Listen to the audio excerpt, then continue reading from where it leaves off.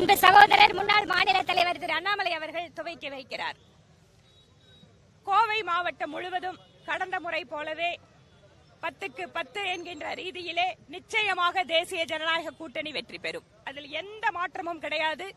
ஏனென்றால் கோவை மாவட்டத்து மக்கள் யார் வளர்ச்சிக்காக வேலை செய்வார்கள், யார் மக்களுக்காக உழைப்பார்கள் என்பதில் தெளிவு பெற்றவர்கள். கடந்த 2 நாட்களாக கரூர் ரவுடி கும்பலின் வாயிலாக காவல்துறையை மிரட்டுவது, காவல் நிலையத்திலேயே ரகளை செய்வது, எதிர்கட்சி தொண்டர்களை அடித்து துவைப்பதுன்னு அராஜக ஒரு வெறியாட்டத்தை 2 நாட்களாக இங்கு கோயம்புத்தூரை கொள்ளையடிப்பதற்காக ஸ்டாலின் அவர்களால் அனுப்பப்பட்ட செந்தில் பாலாஜியினுடைய ஆட்கள் அரங்கேறிக் கொண்டிருக்கிறார்கள். கோவைக்காரங்க ரொம்ப அமைதியானவங்க தான். ஆனா அவங்க எல்லாத்தையும் பார்த்துட்டு தெளிவான முடிவு எடுப்பார்கள் நிச்சயமா.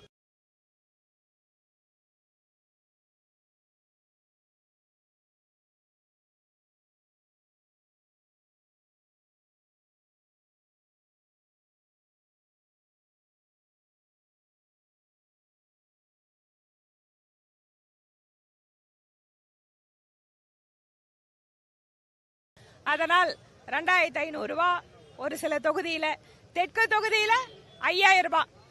இந்த பணம் எல்லாம் எங்கிருந்து வந்தது? இந்த பணம் எல்லாம் எங்கிருந்து வந்திருக்கு? டாஸ்மாக்ல அடிச்ச ஆயிரக்கணக்கான கோடி ரூபாய் கொள்ள, காவிரி மணலை வித்து மணல் மாஃபியா மூலமா ஆயிரக்கணக்கான கோடி ரூபாய் கொள்ள, இதை எல்லாத்தையும் முடிச்சுட்டு கோயம்புத்தூர் வேகமாக வளர்ந்து வருகின்ற நகரம். இன்று இந்தியாவிலேயே கோயம்புத்தூர்ல இருக்கக்கூடிய தொழில் வளர்ச்சி முன்னுதாரணமாக இருக்கக்கூடிய இந்த நகரத்தை கெடுப்பதற்காகவே திட்டமிட்டு ஸ்டாலின் அவர்கள் கோயம்புத்தூரை பழி வாங்குறதுக்காக செந்தில் பாலாஜியை அனுப்பி இந்த வித்தையை காட்டிட்டு இருக்காரு. எத்தனை பணம் கோடி கோடியாக கொட்டி கொடுத்தாலும் கோயம்புத்தூர் மக்கள் தங்கள் மாண்பை இழக்காதவர்கள், தங்களுடைய மரியாதையை விட்டு கொடுக்காதவர்கள். நிச்சயமாக ஸ்டாலினுக்கும் திமுகவுக்கும் பாடம் புகட்டுவார்கள் அப்படிங்கறதுல எங்களுக்கு அசைக்க முடியாத நம்பிக்கை.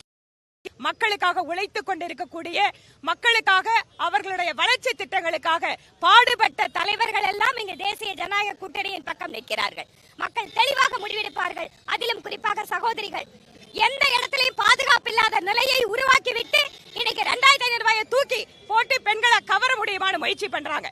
எல்லா இடத்துலயும் போதைப் பொருள் வித்துட்டு, போதைப் பொருள் வாயிலாக திமுக காரங்க ஆதாயம் அடைஞ்சிட்டு அந்த கோடிக்கணக்கான பணத்தை வச்சு நம்ம எதிர்கால சந்ததியை தொலைத்து விட்டு இன்ற பணத்தை நம்மிடம் கொடுத்து வாக்கு வாங்க வருகிறார்கள். மக்கள் தெளிவாக சிந்தித்து வாக்களிக்க வேண்டும் என்பது எங்கள் கோரிக்கை.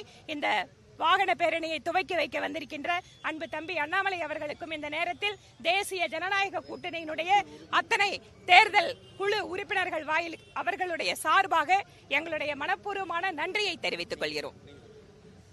பத்திரிகை நண்பர்களே, கோயம்புத்தூர் வடக்கு தொகுதியில என்னைக்கு வேட்புமனு அக்கா வானதி ஸ்ரீனிவாசன் அவர்கள் தாக்கல் செய்து ஒரு சிறிய மருத்துவமனையில் ஒரு சின்ன ஸ்கேருக்கு பிறகு மக்களை மிக ஆக்ரோஷமாக அனைத்திடத்திலும் கூட நாம் சந்தித்துக் கொண்டிருக்கின்றோம், வேகமாக பணியாற்றிக் கொண்டிருக்கின்றோம். உறுதி செய்யப்பட்ட வெற்றி இது. அதை அக்கா பேச பேச அனைத்து இந்திய அண்ணா திராவிட முன்னேற்ற கழகத்துடைய மூத்த தலைவர் சொன்னோன்னே வெற்றி உறுதின்னு சொல்லுங்க, எதுக்கு அக்கா எவ்வளவு பேசுறாங்க, வெற்றி உறுதின்னு சொல்லுங்கன்னு என் பக்கத்துல இருந்து சொல்லிக்கிட்டே இருந்தார். அதனால் அருமை சொந்தங்களே, அக்கா சொன்னது போல கோயம்புத்தூர்ல ஒரு காவல் நிலையத்தை பூட்ட வேண்டிய நிர்பந்தம், ராமநாதபுரம் D1 காவல் நிலையம், அதையெல்லாம் மக்கள் பார்த்து கொண்டிருக்கின்றார்கள். இன்று நிறைவு நாள். கடுமையாக நம்முடைய தொண்டர்கள் உழைத்திருக்கின்றார்கள், தலைவர்கள் உழைத்திருக்கின்றார்கள். கூட்டணி கட்சியினுடைய எல்லா அனைத்து இந்திய அண்ணா திராவிட முன்னேற்ற கழகம், பாட்டாளி மக்கள் கட்சி, அம்மா மக்கள் முன்னேற்ற கழகம், தமிழ் மாநில காங்கிரஸ், IJK, அண்ணன் ஏசிய சண்முகனுடைய புதிய நீதி கட்சி எல்லோருக்குமே இந்த நேரத்தில் நெஞ்சார்ந்த நன்றிகளை, வாழ்த்துக்களை தெரிவித்துக் கொண்டு ஒரு மிகப்பெரிய வெற்றியை கோயம்புத்தூர் வடக்கு தொகுதியில் நம்முடைய அன்பு சொந்தங்கள், வாக்காளர் பெருமக்கள் வானத்தேக்கா கொடுக்க இருக்கிறாங்க. வானத்தேக்காவுடைய பணிச்சுமை இன்னும் அதிகமாக போகுது. ஏன்னா வளர்ச்சி வளர்ச்சி வளர்ச்சி, மத்திய அரசுடைய நிதியை கொண்டு வரணும். அண்ணன் எடப்பாடி பழனிசாமி அவர்கள் தலைமையிலான தேசிய ஜனநாயக கூட்டணி இணைஞ்சு பணியாற்றணும். ஆனால் எங்களை பொறுத்தவரை இன்றிலிருந்து தான் அதிக வேலை ஆரம்பிக்குது. ஸோ வானதி ஸ்ரீனிவாசன் அக்காவுக்கு இன்னிலிருந்து வேலை இரட்டிப்பாகிறது.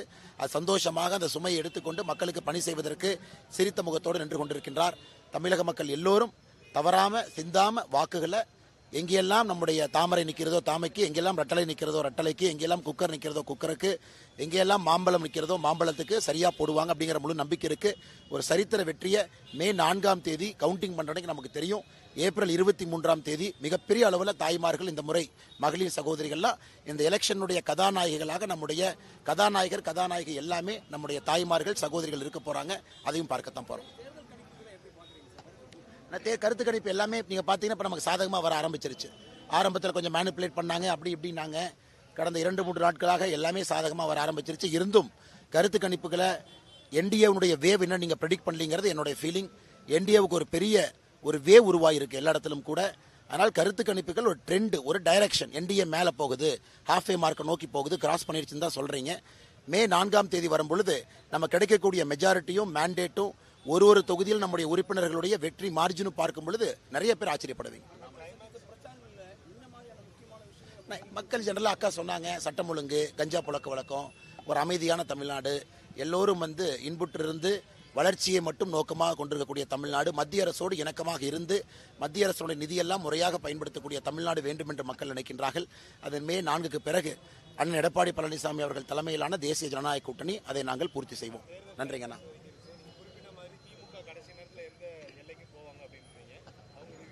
அண்ணா அதையெல்லாம் மக்கள் இப்போ டிஸ்கவுண்ட் பண்ணிட்டாங்க. நான் அக்கா சொன்னது மாதிரி இன்னைக்கு நேற்றுலேருந்து நம்ம பார்க்குறோம், அராஜக அரசியலை, வன்முறை அரசியலை கட்டவிழ்த்து விட்டிருக்கின்றார்கள். ஒரு காவல் நிலையத்தை கோயம்புத்தூரில் பூட்ட வேண்டிய நிர்பந்தம் காவல்துறைக்கு. கிட்டத்தட்ட 500 பேர் சேர்ந்து மாபு காவல் நிலையத்துக்குள்ளே போகும்போது பூட்டி வச்சிருந்தாங்க, பூட்டு போட்டு. அதையெல்லாம் மக்கள் பார்த்து கொண்டிருக்கின்றார்கள். மக்கள் எப்பவுமே எதில் பேசுவாங்கன்னா வாக்குப்பெட்டியில் பேசுவாங்க. ஏப்ரல் 23ஆம் தேதி மிகப்பெரிய அளவில் பேச போகிறாங்க.